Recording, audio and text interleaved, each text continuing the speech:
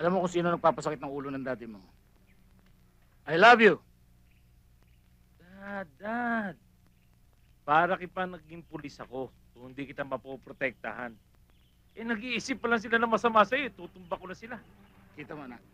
Hindi ako nagkamali ng pagpapalaki sa'yo. You're my only son. See, my only son and I'm stuck with you. My favorite son. Parang gusto mong pakinggan nun, parang no choice ka. But anyway, Dad, the feeling is mutual. Pakinggan dyan! Anak, kidding aside, hindi na sayang pagpapaaral ko sa'yo. You're now an officer. Hindi ko kailangan maglagay siya because I'm your dad, di ba? Siyempre. I know, son, someday you're going to be a general. Pero inaalala ko, baka umaling na. Alam ko na. Dad, pag ako trumabaho, ni aso hindi kayang amuyin. Hindi lahat ng aso may sipon. Kanino pa ako magmamana? Alam ka naman sa kapitbahay. Parang pinipintagan mo kung pinakialam mo kay kapitbahay.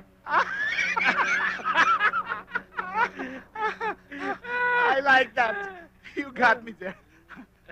Pero, aalis na muna ako. May aasikasuhin lang ako. Okay? Dad, akin yun, Whatever that bloody red that suits your bloody personality. Just like your green-minded mentality. Oh, Okay. 1-1.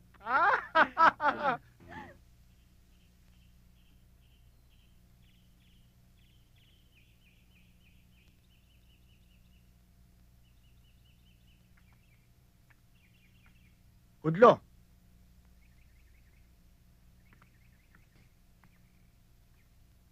Tata Kanor? Marami ka pang hindi nalalaman tungkol sa tatay mo. Anong ibig niyong sabihin? Kaibigan ko ang tatay mo. At alam kong lahat-lahat ang lihim ng kanyang pagkatao. May alam ba kayo tungkol sa tatay ko na hindi ko alam? Huwag mong isiping napakasama ng iyong ama. Kung may nagawa man siyang pagkakamali, ay higit na mas marami siyang ginawang kabutihan. At siya ay nakalista sa kanyang pangalan.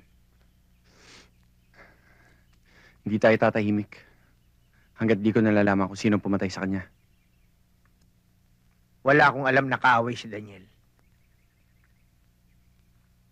Pero malakas ang kutob ko. Nasa dati niyang kagrupo. Ang kriminal o mga kriminal. Paano niyo naman nasabi yan? Leader nila si Daniel.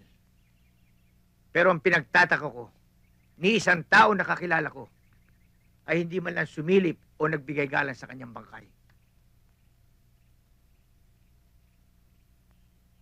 Tatay Kanor, kailangan ko tulong niyo. Hindi ko pwedeng palampasin ang ginawa nila kay Itay. Udlo, matanda na ako sa binabalak mo. Pero, meron akong alam na grupong makatutulong sa'yo. Sino yan?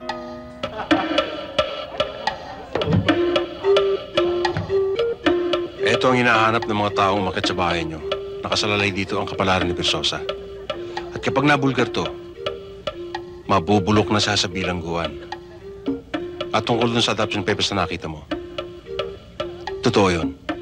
Kampong ka lang. Si Marcela at Leon San Miguel ang tunay mo mga magulang. Iilan buwan ka pa lamang noon nang mahatulan ng kamatayan ng iyong ama sa kasalanan hindi niya ginawa. Si Judge Montero na abogado pa lamang noon ang humawak ng kanyang kaso. Kaya nung alokin ng tunay mong ina, si Judge Montero para ampunin ka, hindi siyang dalawang isip. Gusto niyang punan ang pagkukulang niya sa ginawa niyang pagtatanggol sa iyong ama sa husgado. Ba't hindi mo sa akin sinabi noon pa?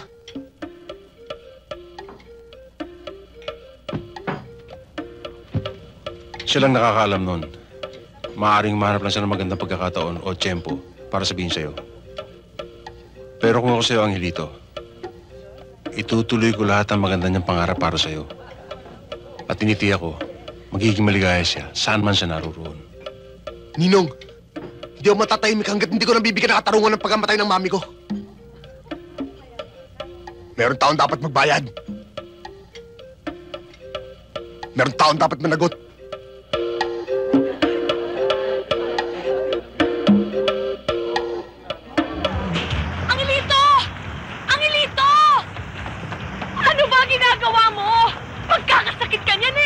nga magkasakit ako para na ako! Can't you see? I'm still here! Kahit anong mangyari, mahal pa rin kita! Wala akong pakialam kung ano ka ba o saan ka ba nanggaling! Can't you see that? Hindi ka ba nahihiya sa mga ginagawa mo? Pakialam mo sa mga tao yan! Tara na! Pare, tama na yan! Pare! Bawal niyo ako! Pare!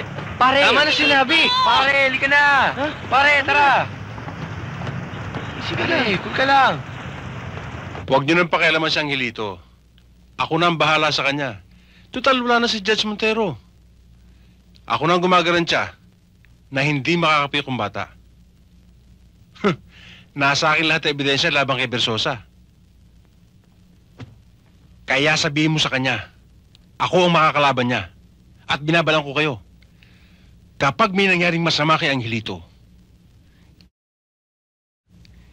ibubulgar ko kayo.